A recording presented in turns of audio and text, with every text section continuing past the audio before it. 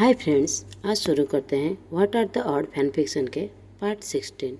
पिछले पार्ट में हमने सुना था लिंग के कन्फेशन को जान रिजेक्ट कर देता है और दूसरी तरफ इबो जो बातों बातों में ही उसे प्रपोजल देता है उसके माँ पापा के एनिवर्सरी पर जान को जाने के लिए। और कोई भी डिसीजन लेने से पहले एक बार सोच ले।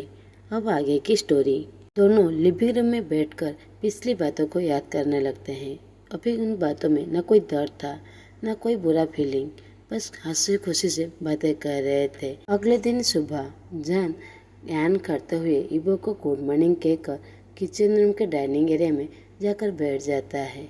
इबो जब ऑलरेडी किचन रूम में उन दोनों के लिए ब्रेकफास्ट बना रहा था। इबो पीछे मुड़कर अपनी ब्यूटीफुल ओमेगा को देखते हुए कहता है, गुड मॉर्निंग, तुम अच्छे से नींद आई? जान बस वहाँ पर बैठा हुआ था, मगर उसकी आंखें इबो की तरफ थी जो एक शर्ट पहना हुआ था, मगर उसकी शोल्डर पूरी तरह दिख रहा था। उसकी तरफ आंखें उसे हटते ही नहीं थी और अपने मन में कहता है, कितना सेक्सी है। इबो का सवाल सुनकर जान अपने सोच से बाहर आया और कहता है, हाँ मुझे अच्छे से नींद आई, कहकर वो नीचे की तरफ देखने लगता है। मगर इबो नोटिस कर लिया था वो जान की आंखें अच्छी तरह पढ़ सकता था, मगर वो अपनी बातों को घुमाते हुए कहता है, सॉरी मैं भूल गया था, आज तुम्हें काम में ही जाना है। अगर मुझे पता होता तो हम लोग लेट नाइट तक बातें नहीं करते। और एक कॉफी लाकर उसे दे देता है। जान लेजिली कहता है, इट्स फाइन। इबो कहता है, तुम श्योर हो ये सब ठीक है? तो जान अपना सर हिलाता है। मुझे नहीं लगता था कि तुम मेरे लिए इतनी ज़्यादा चिंता करते हो। साथ ही में मैंने कभी एक्सपेक्ट नहीं किया था कि तुमने अपने काम से 1 महीने की छुट्टी ली हो। जहाँ तक मुझे याद है तुम्हें अपने काम से छुट्टी लेना बहुत ज़्यादा नफरत है। जान मम्बर्स करते हुए कहता है। इबो कहता है, मैंने छुट्टी ली है। तो जान मुस्कुराते हुए कहता है, हाँ तुमने छुट्टी ली है। कितनी बार, एक बार बताओगे तो? वो लोग पास्ट ईयर में ढेर सारी बातें करते थे आईटी के दौरान, मगर वो बातें बहुत ज़्यादा डांटी टॉक होता था, बस उनके सेक्स के बारे में होता था। तो इबो उसे टीज करते हुए कहता है, तुम मुझे उस वक्त लाइक करते थे जब मैं तुम्हारे लिए बहुत ज़्यादा चिंता करता था। तो जान उसकी तरफ देखते हुए कहता है, क्योंकि तुम उस वक्त बहुत ज़्यादा हैंडसम लग रहे थे। इबो उसे चिढ़ाते हुए कहता है, एटलीस्ट तुमने फाइंड तो किया कि मैं बहुत ज़्यादा हैंडसम हूँ। जैसे ही जान को रियलाइज होता है तो उसकी चीक्स पूरी तरह रेड हो जाता है। वो अपनी आंखें इबो से चुराने लगता है और कहता है, नहीं मैंने ऐसा कुछ नोटिस नहीं किया। इबो सॉफ्टली वॉइस में कहता है, अभी अर्ली मॉर्निंग है, तुम झूठ से दिन की शुरुआत करना चाहते हो? जान पूरी तरह ब्लश करने लगता है और अपने सीट से खड़े होकर थरथराते हुए आवाज में कहता है, मैं नहाने जा रहा हूँ। ये कहकर वो बाथरूम की तरफ जाने लगता है। पीछे से वो इबो की हंसते हुए आवाज़ सुनता है। वो बाथरूम के डोर को बंद करके बड़ी जोर से सांसें लेने लगता है और याद करने लगता है कि वो उसे कुछ ही देर पहले टीज कर रहा था। वो बाथरूम के शावर के नीचे खड़ा हो जाता है। अभी तक उसने टैप ऑन नहीं किया था, बस उसके आंखों के सामने इबो की सेक्सी पिक्चर आने लगता है जो वो किचन रूम में देख रहा था। वो अपने आप को शांत करने की कोशिश करता है, मगर वो शांत होने के बदले वो इबो के हॉट और सेक्सी की बातें सोचने लगता है। वो पिछले कितने हफ्तों से मेरे साथ रह रहा था, मगर मैंने कुछ भी नोटिस नहीं किया था, मगर अब मुझे क्या हो रहा है? मगर वो भी क्या कर सकता है? इबो सच में इतने सेक्सी ही है। जान बहुत ज़्यादा कोशिश करता है अपने दिमाग से उसकी बातों को निकालने के लिए, मगर वो अनकॉन्शियसली उसके बारे में ही सोचे जा रहा था। वो अपने सर को दीवार में ही पीट लेता है और वो सोचने लगता है, क्या इबो को ये फील होगा? और वो दर्द से चिल्लाने लगता है। दूसरी तरफ इबो क्विकली रेस्पॉन्स देता है। जैसे ही उसे जान की रोने की आवाज़ आता है वो उसके पास दौड़ के आकर उसे ढूंढने लगता है। रोने की आवाज़ बाथरूम से आ रहा था। जान भूल गया था डोर को लॉक करने, तो इबो डोर को ओपन करके अंदर आ जाता है और वो जान के पास दौड़ के जाकर उसके पास घुटनों में बैठ जाता है और उसे पकड़ते हुए उरेडली कहता है, क्या हुआ? वो नोटिस नहीं करता कि जान पूरी तरह नेकेड है और वो उसे अप्रोच कर रहा है। इबो जो बहुत ज़्यादा ओरेडली उसके फेस को पकड़ते हुए कहता है, तुम ठीक हो? जान जो रो रहा था उसकी तरफ देखते हुए अपनी फोरहेड को दिखाता है। इबो कहता है, क्या हुआ? और वो देखता है फोरहेड पर पूरी तरह रेड हो गया है। जान पाउट बनाते हुए कहता है, नहीं मैं ठीक नहीं हूँ।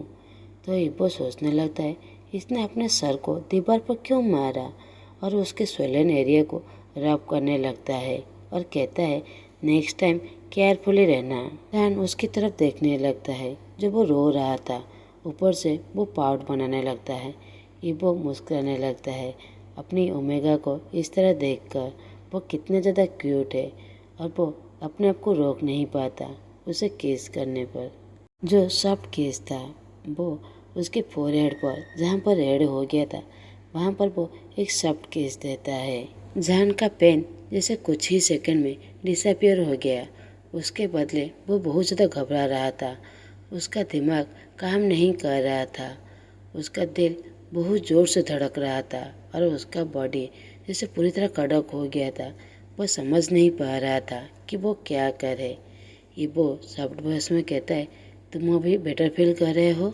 इब्बो का सॉफ्ट वॉइस जैसे उसका कान, नाक और फेस जैसे चीक्स पूरी तरह रेड हो गया था।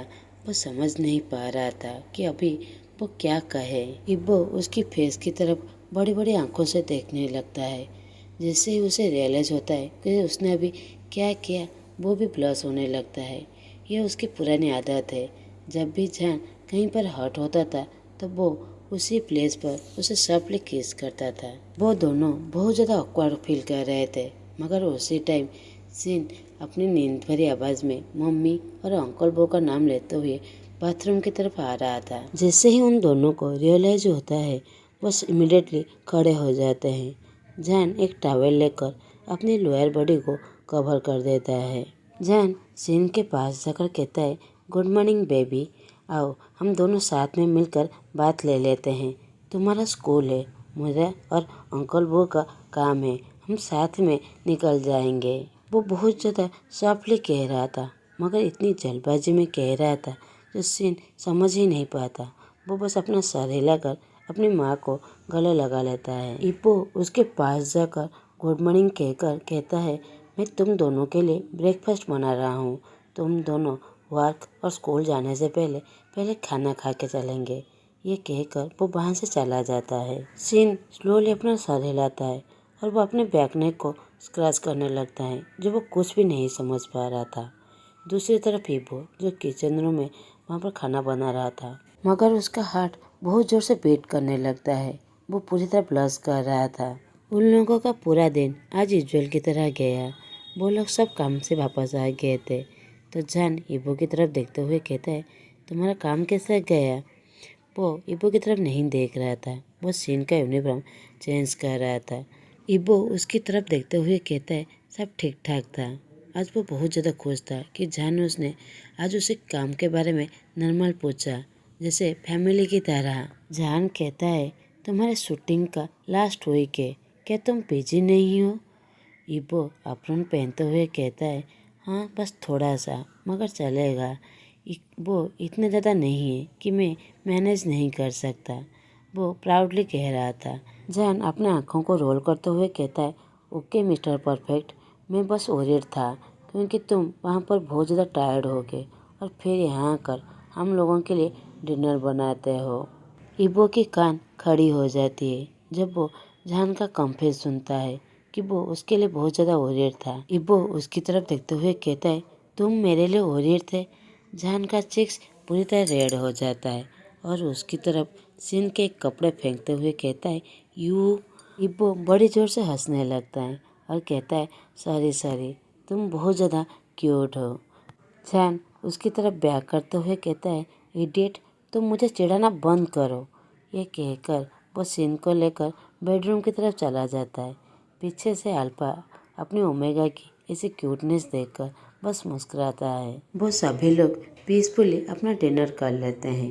डिनर के बाद इब्बो सीन को लेकर बेडरूम की तरफ चला जाता है उसे सुलाने के लिए, और जान किचन रूम में सारे डिश को वॉश करने लगता है।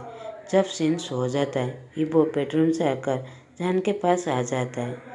जान जो अपना काम खत्म कर दिया था वो कॉफ़ी बना रहा था। जान उसे कॉफ़ी देते हुए कहता है कि हम लोग मैराथन की मूवीज़ देखें। तो इब्बो कहता है, कल सुबह तुम्हारा काम है, तुम्हें जल्दी उठना है। तो जान उसकी तरफ देखने लगता है। कहता है मैं मैनेज कर लूँगा। इबो उसके लिए बहुत ज़्यादा वरीड था क्योंकि जान ठीक से नहीं सो रहा था। उसकी तरफ देखते हुए कहता है तो हम लोग और किस दिन मूवी देख लेंगे। तुम्हें कल क्लास है तो अभी जाकर सो जाओ, नहीं तो तुम बीमार हो जाओगे। जान हंसते हुए कहता है अगर मैं बीमार हो गया तो तुम मेरा ख्याल रख लेना। क्यों तुम नहीं रखोगे? इबो खुशी से उसकी तरफ देखते हुए कहता है हाँ मैं तुम्हारा ख्याल रख लूँगा। मगर जान उसकी बातें काटते हुए पाउट बनाकर पपी आंखें दिखाते हुए कहता है तो फिर तुम मेरे साथ मूवी क्यों नहीं देख रहे हो? इबो ना कैसे कह सकता था अपनी ओमेगा की ऐसी क्यूट आंख देख कर। वो चाहता था अभी ही वो झपट मार के उसे टाइटली अपने गले लगा ले और उसमें किस करने लगे। मगर वो इमीडिएटली होश में आता है।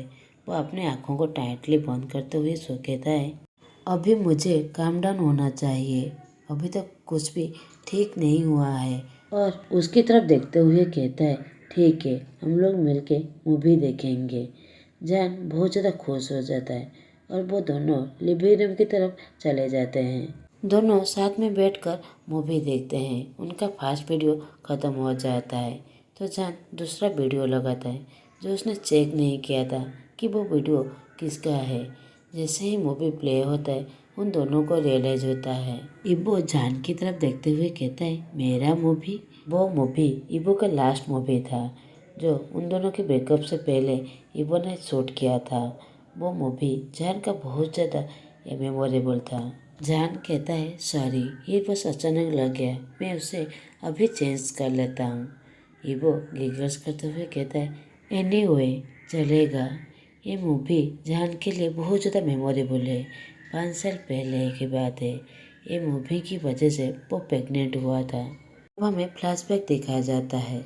इबो मूवी के प्रीमियर की पार्टी से घर वापस आ रहा था जो बहुत ज़्यादा ड्रंक था।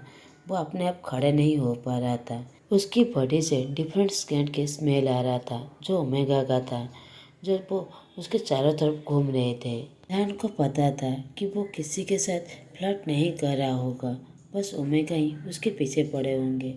मगर वो गुस्से से उसे आर्गुमेंट करने लगता है और वो गुस्से से अपने फेरोमोन्स को रिलीज करने लगता है। इबो जो बहुत ज़्यादा ड्रंक था उस पर अपने ओमेगा का फेरोमोन्स का बहुत ज़्यादा अफेक्ट करता है तो वो भी अपने फेरोमोन्स को रिलीज करने लगता है। दोनों स्कैंड के जैसे युद्ध छिड़ गया था, एक चॉकलेट और एक स्ट्रॉबेरी का। वो नॉर्मली बेस्ट स्कैंड था मगर जब दोनों गुस्से से मिक्स हो जाता है तो वो बहुत ज़्यादा कड़वा हो जाता है। अब उन दोनों का झगड़ा बहुत ज़्यादा बढ़ गया था। जान गुस्से से उसकी आंखें लाल हो जाता है। इबो उसकी गर्दन के पिछले हिस्से को पकड़कर उसे रफली किस करने लगता है और गुस्से से मुख के भेड़िए की तरह उस पर टूट पड़ता है और उसके साथ ज़बरदस्ती सेक्स करने लगता है। जान उसे रोकने की बहुत ज़्यादा कोशिश कर रहा था मगर वो नशे के हालत में था तो वो कुछ समझ नहीं पा रहा था। उस पर इस तरह टूट पड़ता है जैसे कल कभी आने ही वाला नहीं है। वो दोनों का ये पहली बार नहीं था। वो कितने बार हैंग आउट कर चुके थे जो उन्हें याद भी नहीं है, मगर वो कभी भी नशे की हालत में उसके पास नहीं आया। अगले दिन सुबह जान बाहर से चला जाता है। वो पूरी तरह नेकेड था। उसकी पूरी बॉडी में हिकरी का निशान बन गया था। उसकी बॉडी बहुत ज़्यादा पेन कर रहा था। इबो जान को हिलाते हुए कहता है तुम्हारा कॉफ़ी फिनिश हो गया? तो जान अपने होश में वापस आता है। उसका चिक्स पूरी तरह रेड हो जाता है क्योंकि अभी वो फ्लैशबैक में अपनी सेक्स के बारे में ही सोच रहा था। मगर वो उसे कभी भूल भी नहीं सकता क्योंकि उसके वजह से वो प्रेग्नेंट हो गया था। वो इबो की आई कांटेक्ट को अवॉइड करते हुए अपना सर हिलाता है तो इबो उसका मग लेते हुए कहता है ठहरो मैं दूसरा लेकर आती हूँ, और वो वहाँ से चला जाता है।